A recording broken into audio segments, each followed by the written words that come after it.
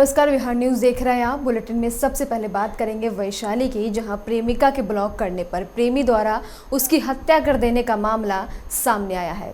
तो बताया गया कि प्रियंका ने ब्रेकअप के बाद नंबर ब्लॉक किया तो प्रेमी ने दिन दहाड़े गोली मारकर उसकी हत्या कर दी। इस हत्याकांड में आरोपी के दोस्तों ने उसकी मदद की थी। वहीं मौके से बरामद बाइक के कारण मामले का उद्भेदन पुलिस ने किया। पूरा मामला वैशाली के महुआ की है। और सभी को जानकारी है, बहुत ही चर्चित मामला हो गया था। 12/5/22 को हमारे आइडियल यूथ कोचिंग सेंटर जो महुआ में चलता है, वहाँ से लौटने के क्रम में एक 16 साल की बच्ची नीतू कुमारी का कुछ अपराधियों के द्वारा गोली मार के हत्या कर दी गई थी। ये घटनास्थल है हमारा चकपते। इसके पश्चात ही परिवार वालों में भी काफ़ी रोष था कि पुलिस कोई कार्रवाई नहीं कर रही है। इन लोगों ने 4 लोगों पर नेम्ड FIR किया गया, जिसमें राहुल सिंह और अन्य कोचिंग सेंटर के जो लोग हैं उन पर उनके शक के आधार पर केस किया गया। इस केस में हम लोगों को सफलता तब मिल गई जब हम लोगों ने बाइक घटनास्थल से बरामद किया और उस बाइक पे डिटेल हमें पता चला कि वो राहुल सिंह नाम का लड़का वर्तमान में उस बाइक का मालिक है, वही चला रहा था।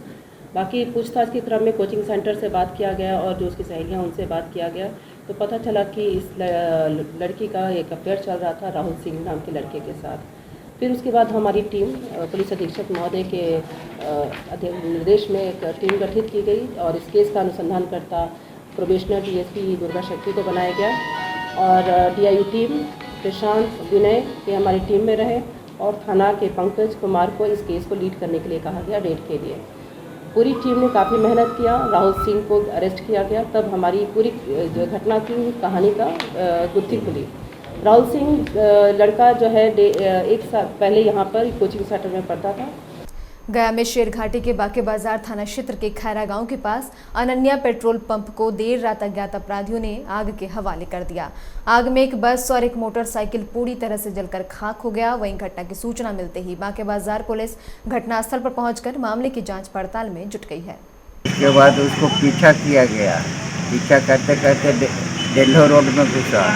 डेल्हो रोड पे घुसने के बाद पहले थाना को इन्फॉर्मेशन दिया गया कि चोर उधर भाग रहा है, तो इतना पैसा लेकर के और पेट्रोल लेकर के थाना फिर बाद में डेल्हो रोड में गया। फिर डेल्हो में फ़ोन किया गया, इधर से 2 मोटरसाइकिल से चोरी करके भाग रहा है। डेल्हो में गाड़ी ऐसी क्या बोलते हैं DJ वाला, अच्छा, उसको रोड पर लगा देवल गया। वहाँ जाके चारों एक्सीडेंट कर गया, दोनों मोटरसाइकिल। मोकामा में दानापुर मंडल के हाथीदह रेल थाना प्रभारी राजू कुमार राणा पर निलंबन की गाज गिर गई है। शराब तस्करों से साठगांठ रखने और शराब का सेवन करने के आरोप में रेल SP ने थाना प्रभारी को निलंबित करते हुए प्राथमिकी दर्ज करने का भी आदेश दिया है। बताया गया कि गोपनीय सूचना के आधार पर की गई जांच में राजू कुमार राणा के खिलाफ आरोप सही पाया गया। साथ ही छिपा कर रखी गई शराब भी बरामद की गई। हाथीदह रेल थाने में प्राथमिकी दर्ज होने के बाद आरोपी राजू कुमार राणा फिलहाल फरार है।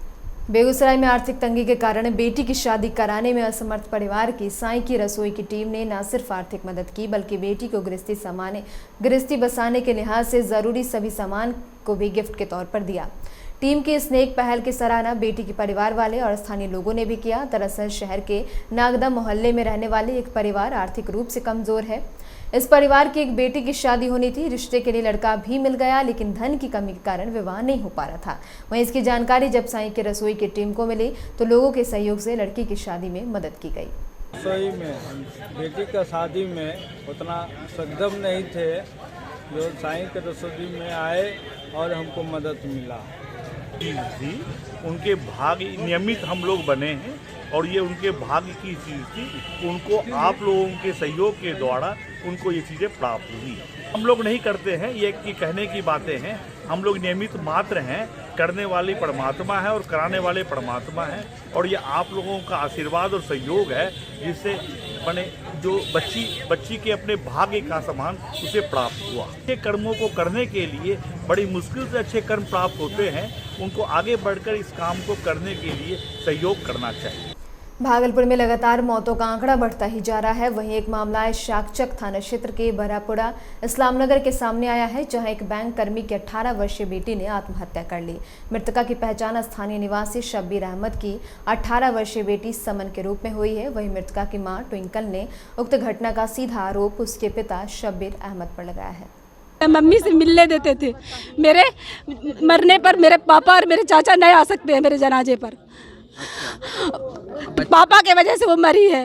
अब बच्चे से तो हमसे कभी नहीं मिलने देते थे, कभी अगर मिलने के लिए पैर भी पकड़ते थे तो कहते थे डकैती का इल्जाम लगा के तुम्हारे घर को अंदर करवा देंगे, मगर बच्चा से नहीं मिलने देंगे। ऐसा लगता है, क्या लग रहा है, क्या शक हो रहा है? हमको तो लगता है हमसे मिलने के लिए जिद करती थी वो।